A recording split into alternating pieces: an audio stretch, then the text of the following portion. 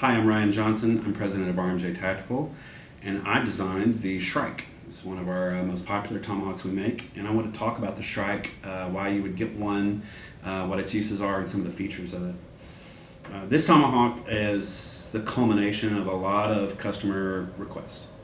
We started making the Talon tactical tomahawk back a long time ago, and the Talon tomahawk, I got a lot of feedback from it, especially in the early days of the war in Afghanistan. And people would send in certain requests. One request was insulated handle. I had a lot of guys saying, we're cutting into stuff, and sometimes we come across a live wire and would love to not do that. So this is the Shrike. It's a forged tomahawk. So this is drop forged here in Chattanooga. It's 4140 chrome moly steel. The body has been hardened and tempered back to 30 Rockwell, sometimes anywhere between 25 and 30 Rockwell.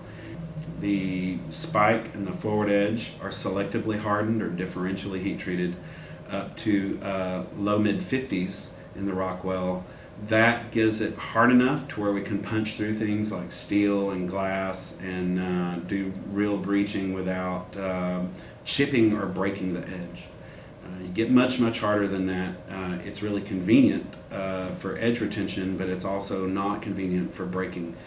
So we want to avoid that as much as possible. So we have it hard enough to get the job done, but tough enough to handle things like brick and block without chipping the edge. This inset here is something that is fairly new for tomahawks, or at least it was when the Shrike came out. A couple of companies have since adopted it.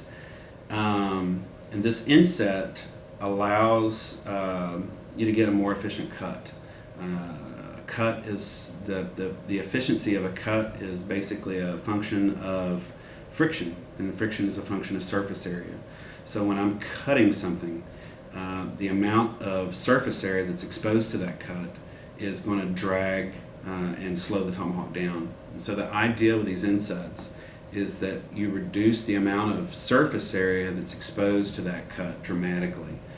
You're basically riding on rails with these little high points. And so you get a much more efficient cut, especially when you're going into sheet metal and things like that. This beard here, it's a sharpened beard.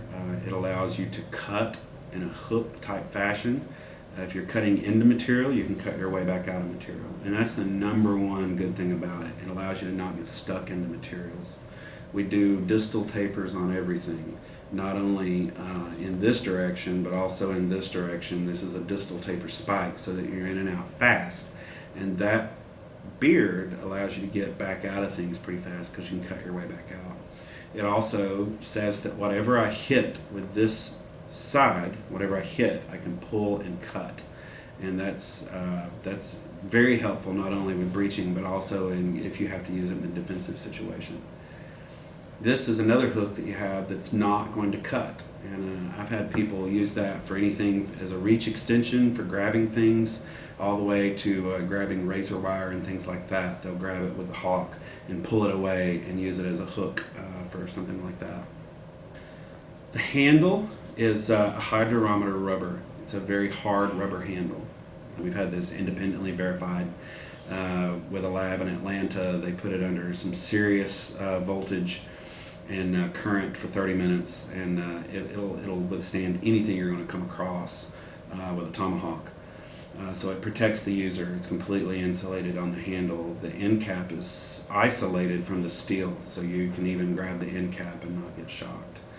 But it also dampens the shock that you're cutting into. If you're hitting something, there's a lot of vibration that goes through the tool, and this dampens that vibration considerably. This steel goes all the way down to within a ½ inch of the end cap. There's a tube at the end that is MIG welded on. That tube holds a sharpening stone.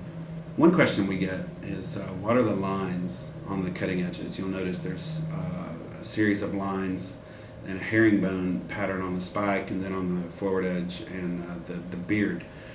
Those lines are machining marks. When we forge these are also CNC machined. They're CNC machined on the profile, chamfer, and cutting edges. With CNC, we initially wanted to go with CNC because we overmold these handles.